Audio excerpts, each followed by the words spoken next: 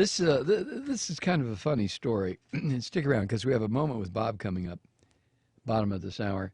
But this is really cracked me up today. Here's what happened. House Republicans called to offer testimony at a hearing yesterday, a half dozen health insurance executives. And the Republicans envisioned the hearing as another forum where they could slice and dice the Affordable Care Act. But guess what happened?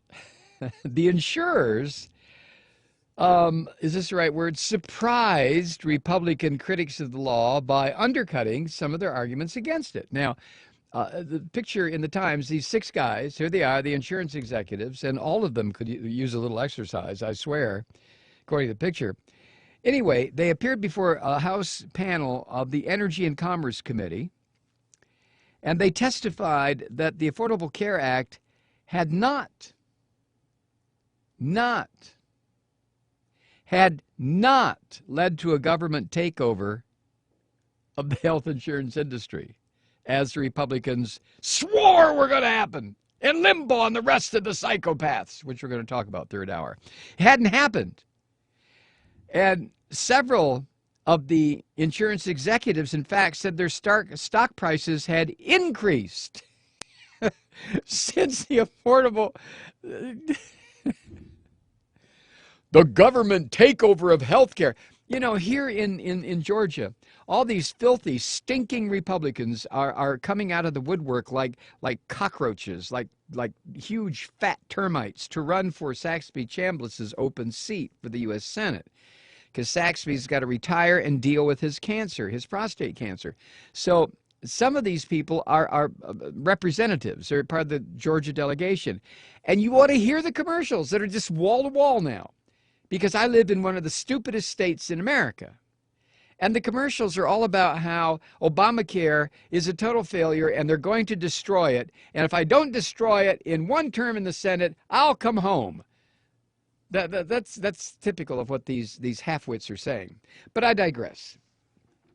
So the insurance executives say, well, no, not only has it not been a government takeover of the insurance industry, but we're making a fortune.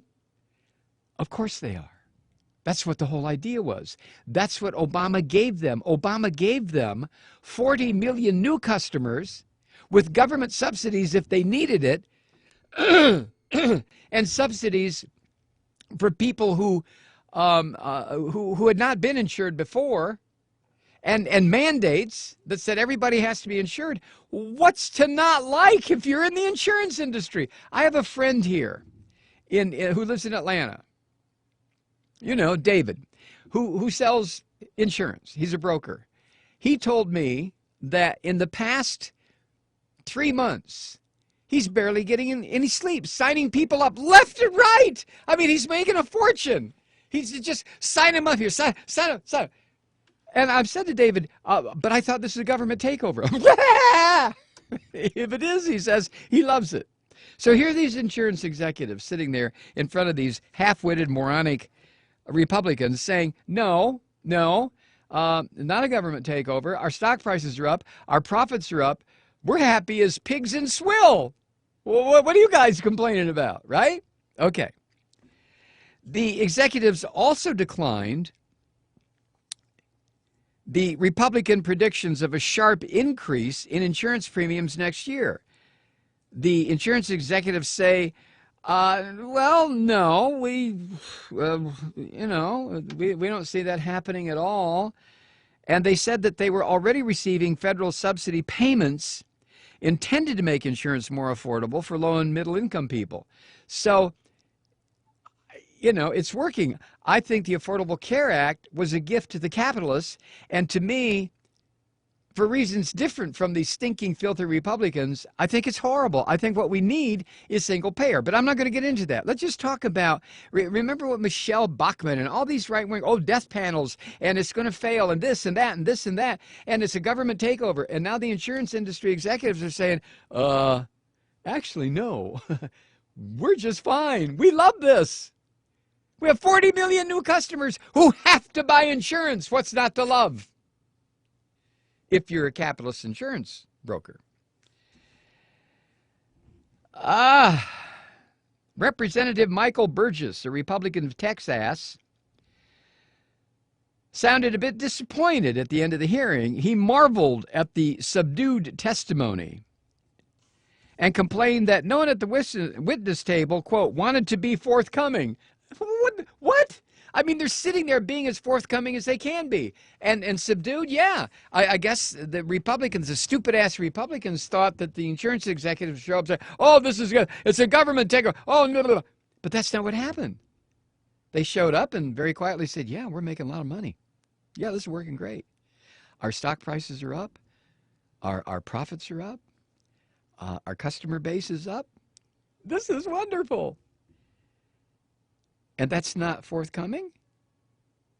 Well, it's not the kind of swill that the filthy, stinking Republicans wanted to hear. Oops! Won't do this again, will you, boys? Now, on that committee is Jan Schakowsky, Democrat of Illinois. She appeared delighted. I would hope so.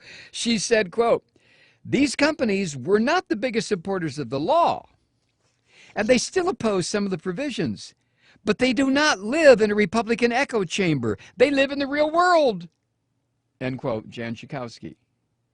Well, yeah. I mean, who did not understand? I mean, I understood it. You understood it.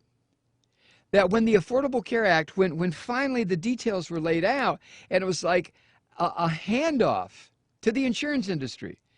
I've been listening for 3 years to these filthy, stinking Republican screamers talk about, oh, it's a government takeover of health care. And you've heard me screaming and yelling on this program. My attitude being, what the hell are they talking about? It's not even in the same county as a government takeover of health care. It was a gift to the health care insurance industry, or the health insurance industry. Oh, and by the way, these insurance executives said yesterday at this hearing that most of the people who signed up for coverage in the open enrollment period, that ended on March 31st, probably 80% of them had paid their initial premiums. Now, what's the latest scam been from pigs like Michelle Bachmann? Oh, well, nobody's paying their premiums. Well, then I guess the insurance executives are lying through their asses, right? They say 80% have paid as required to activate their coverage. It's just...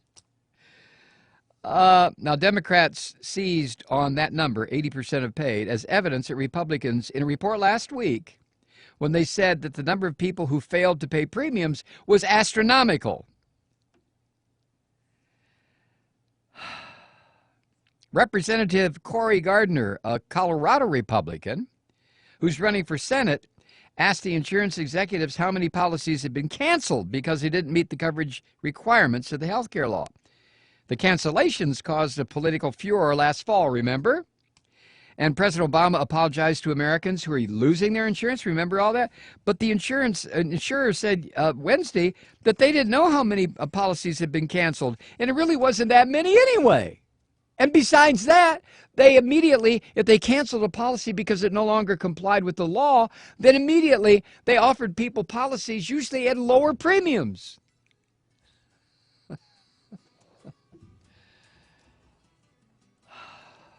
Just thought you might like to know that. We'll be right back.